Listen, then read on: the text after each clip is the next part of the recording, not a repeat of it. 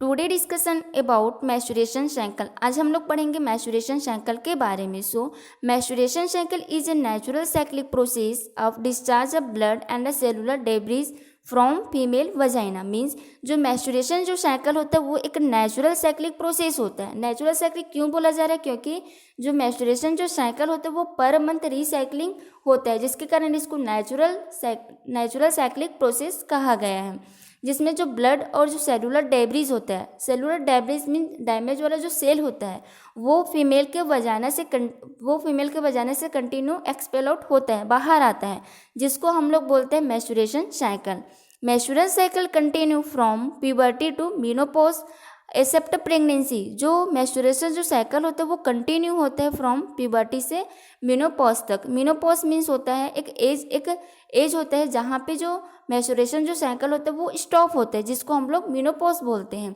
तो जो मैचुरेशन जो साइकिल होता है वो कंटिन्यू होता है प्यूबर्टी से मेनोपॉज तक, एक्सेप्ट प्रेगनेंसी। प्रेगनेंसी को छोड़कर अगर कोई फीमेल प्रेगनेंसी कंसीव की है, प्रेग्नेंट है, तो उस कंडीशन में जो मैचुरेशन जो साइकिल होता है वो अब्सेंट होता है। Maturation cycle is responsible for pregnancy also. जो मैचुरेशन जो साइकिल होता है वो इंडिकेट करता है प्रेगनेंसी को। मीन्स अगर मैचुरेशन साइकिल अगर अब्सेंस है, किसी फीमेल को मैचुरेशन साइकिल नहीं आ रहा है, तो वो इंडिकेट करता है प्रेगनेंसी को।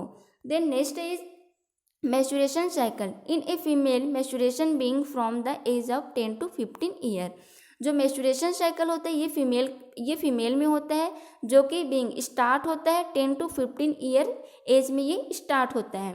देन मीनार्ज दैट मीन्स होता है the onset of maturation is called menarche. जो मैचुरेशन साइकिल स्टार्ट होता है उसको हम बोलते हैं menarche. Then menopause the termination of maturation is called menopause. Means termination that means जहाँ पे जो मैचुरेशन साइकिल होता है वो स्टॉप होता है, जिसको हम लोग मीनोपॉज कहते हैं। Then in a female maturation end at the age 45 to 55 year. जो मैचुरेशन साइकिल होता है वो इंड होता है 45 to 55 एज ईयर में। मैचुरेशन साइकिल स्टार्ट होता है कब? 10 to 15 ईयर में। देन वो स्टॉप होता है, इंड होता है 45 to 55 ईयर एज में वो स्टॉप होता है।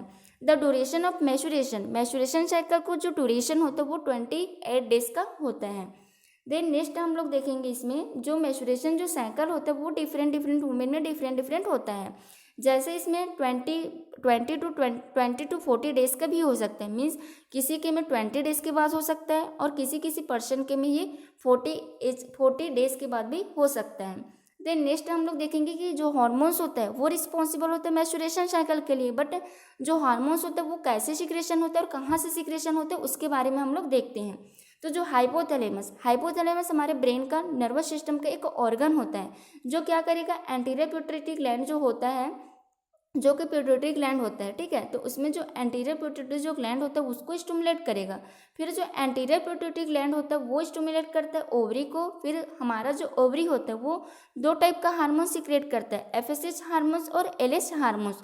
FSH hormones means follicle stimulating hormone, जो कि जो फॉलिकल्स होते हैं उसको स्टिमुलेट करने का काम करता है। देन ल्यूटेंसिंग हार्मोन जो कि ओवरी से सिक्रेशन होता है, जो ओवरियन जो फॉलिकल्स होता है उसको रप्चर करने का काम करता है। देन नेक्स्ट हम लोग देखेंगे इसमें एस्ट्रोजन और जो प्रोजेस्टेरोन जो हार्मोन्स होता है वो हमारे यूट्रस से सिक्रेशन होता है। देन नेक्स्ट हम लोग देखेंगे इसमें मैचुरेशन साइकिल। जो साइकिल होता है उसमें 2 साइकिल होता है, एक तो यूट्रस में होता है और सेकंड हमारे ओवरी में होता है।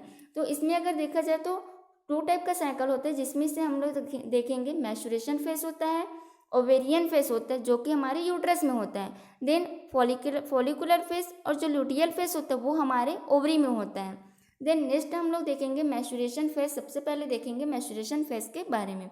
So the first day of maturation bleeding is considered the first day of the cycle. जो फर्स्ट डे ऑफ मैचुरेशन जो ब्लीडिंग होता है वो कंसिडर करता है first day of the cycle को। The duration of menstruation bleeding can last anywhere from 3 to 8 days, but it an average of 5 days. Means जो maturation जो साइकिल होता है वो 3 to 8 डेज तक का रहता है, लेकिन अगर एवरेज देखा जाए तो वो 5 डेज तक रहता है। Maturation bleeding is usually the heaviest in the first 2 day. जो मैच्योरेशन जो साइकिल होता है वो मैच्योरेशन साइकिल का जो स्टार्टिंग का जो फर्स्ट और सेकंड जो डे होता है उसमें हैवी ब्लीडिंग होता है। देन नेक्स्ट हम लोग देखेंगे ओवेरियन साइकिल। ओवेरियन साइकिल जिसमें 3 फेज होता है, फॉलिकुलर फेज, ओवुलेशन फेज और लूटियल फेज। तो सबसे पहले हम लोग डिस्कशन करेंगे फॉलिकुलर फेज के बारे में, जिसका जो ड्यूरेशन होता है वो 1 to 14 डेज का होता है। It is first phase of ovarian cycle, जो कि फर्स्ट फेज होता है हमारे ओवेरियन साइकिल का। मैच्योरेशन ऑफ 1 फॉलिकल ऑकर, जिसमें जो 1 फॉलिकल्स होता है वो मैच्योरेशन होता है। Then mature Graafian follicles ready to release in egg, this phase is controlled by FSH. जो मैच्योरेशन जो 1 फॉलिकल्स होता है वो मैच्योरेशन होता है, फिर वो क्या होता है, रेडी होते हैं किसके लिए, एग को रिलीज करने के लिए। यहाँ पे एक किसको बोला जा रहा है, जो ओवम होता है, जो कि मैच्योर ओवेरियन फॉलिकल से रिलीज होता है, जिसको हम लोग ओवम बोल सकते हैं या फिर एग भी बोलते हैं। This phase is controlled by FSH, जो कि कंट्रोल होता है एफएसएच हार्मोन से। एफएसएच का फुल फॉर्म होता है फॉलिकल स्टिमुलेटिंग हार्मोन, जो कि सीक्रेट होता है हमारे ओवरी से।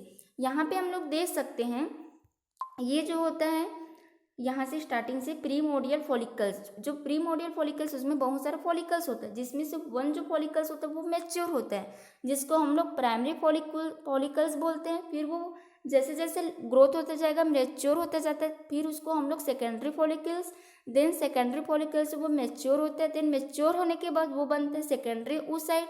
फिर सेकेंडरी oocyte बनने के बाद जो कार्पस ल्यूट्रियम होता है वो डीजनरेट होता है, मीन्स जो मैच्योर जो फॉलिकल्स होता है वो जब डीजनरेट होगा, जब ब्रेक डाउन होगा तो 2 चीज़ बनते हैं, जिसमें से एक को हम लोग बोलेंगे कार्पस ल्यूट्रियम और सेकंड को हम लोग बोलते हैं ओवम। तो जो कार्पस ल्यूट्रियम होता है वो जब डीजनरेट होगा तो उसको हम लोग बोलते हैं कार्पस एल्बिकेंस, जो कि हमारे फॉलिकुलर फेज में होता है। देन नेक्स्ट हम लोग देखेंगे ओवुलेशन फेज, जो कि 14 डेज का होता है, 14 to 16 डेज का। It is second phase of ovarian phase, means ये क्या होता है, जो ओव्यूलेशन जो फेज होता है वो हमारे ओवेरियन साइकिल का सेकंड फेज होता है। 1 egg release on day 14, means 14 days में ओनली 1 एग क्या होता है, रिलीज होते हैं। This phase is controlled by luteinizing hormone, जो कि लुटेंसिंग जो हार्मोन्स होता है उसके थ्रू ये कंट्रोल होता है।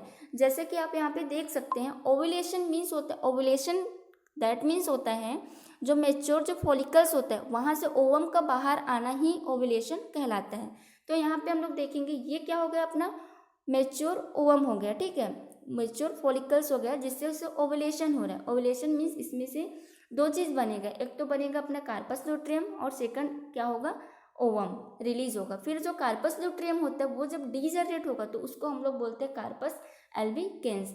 फिर ये जो साइकिल होता है वो रिसाइकलिंग होता है, उसके बाद क्या होगा, प्रीमोडियल फॉलिकल्स बनेगा, फिर प्राइमरी, फिर सेकेंडरी, फिर वो फिर से ओवेरियन फॉलिकल्स बनाएगा।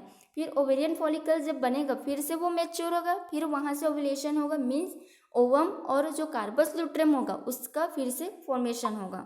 देन नेक्स्ट हम लोग देखेंगे लूटियल फेज। जो लूटियल फेज होता है आफ्टर 14 to जो 28 डेज का जो पीरियड होता है बीच का, उसको हम लोग बोलते हैं luteal phase. It is the last phase of ovarian cycle, जो कि लास्ट फेज होता है हमारे ओवेरियन साइकिल का। Corpus luteum form from degenerated follicles, जब क्या होता है जो ओवेरियन जो फॉलिकल्स होता है वो जब डीजनरेट होता है, डीजनरेट दैट मीन्स वो जब ब्रेक डाउन होता है, टूटता है, तब उसके बाद ओवम बाहर आता है, फिर जो बचता है उसको हम लोग क्या बोलते हैं, कार्पस ल्यूट्रियम, जो कि सिक्रेट करते हैं प्रोजेस्टेरोन हार्मोन्स का, ठीक है। प्रोजेस्टेरोन जो हार्मोन्स होता है वो रिस्पॉन्सिबल होता है अपना जो ब्लड वेसल्स होते हैं उसको डायलेट करने के लिए।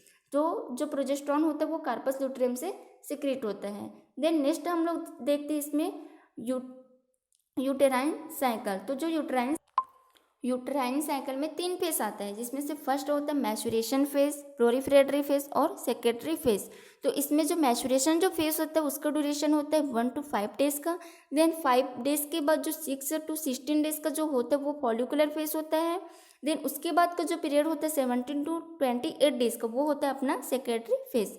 देन इसमें सबसे पहले हम लोग देखेंगे maturation phase. This is the first phase of uterine cycle. जो मैच्योरेशन जो फेज होता है वो हमारे यूट्राइन साइकिल का फर्स्ट फेज होता है।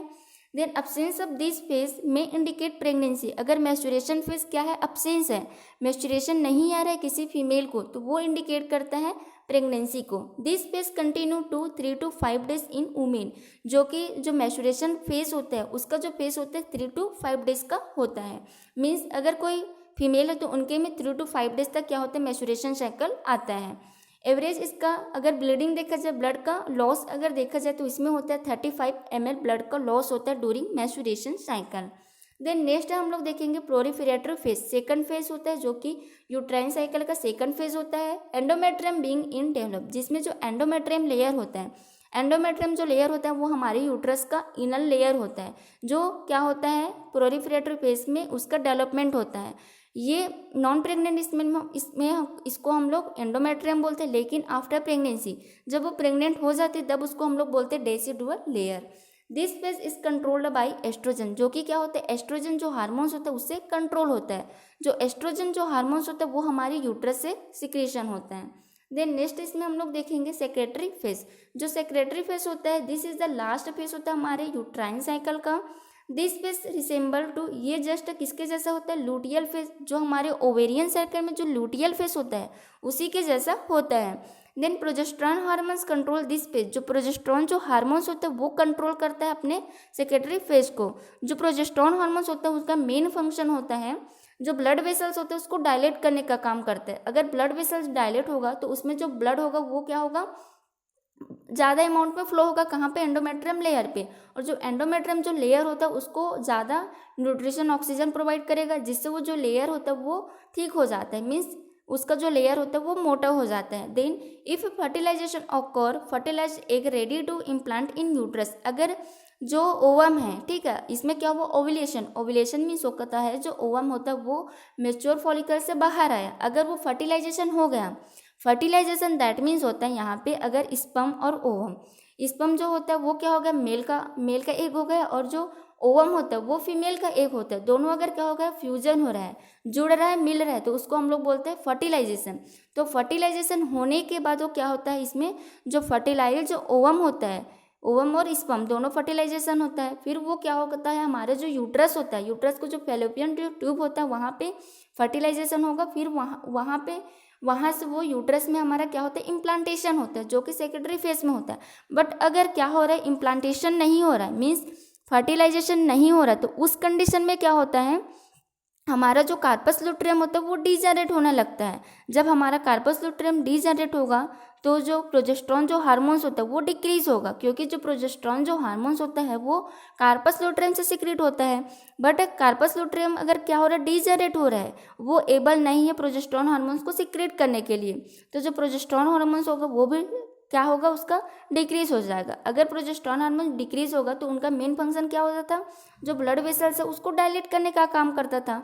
तो अगर प्रोजेस्टेरॉन हार्मोन्स क्या हो गया, कम हो रहा है, तो उस कंडीशन में जो ब्लड वेसल्स होता है वो क्या हो जाएगा, नैरो हो जाएगा, थिन हो जाएगा, जिसके कारण जो ब्लड होता है वो सप्लाई नहीं हो पाएगा हमारे एंडोमेट्रियम लेयर तक, जिसके कारण क्या होगा, वहाँ पे एनारोबिक मेटाबॉलिज्म होगा। एनारोबिक दैट मीन्स होता है एब्सेंस ऑफ ऑक्सीजन में क्या होगा, मेटाबॉलिज्म होगा, और लैक्टिक एसिड का फॉर्मेशन होगा, और जो कार्पस लुट्रियम होता है वो कार्पस लुट्रियम डीजनरेट होगा, फिर एंडोमेट्रियम जो लेयर होता है वो डीजनरेट होने लगता है, जिसके कारण क्या होता है, वहाँ पे जो मैच्योरेशन साइकिल होता है वो स्टार्ट होगा। जो एंडोमेट्रियम जो लेयर होता है वो जब डीजनरेट होगा तो उसी को हम लोग बोलते हैं मैच्योरेशन साइकिल, मीन्स वो एक टाइप का सेल होता है जो फीमेल का जो वजाइना होता है वहाँ से एक्सपेल आउट होता है।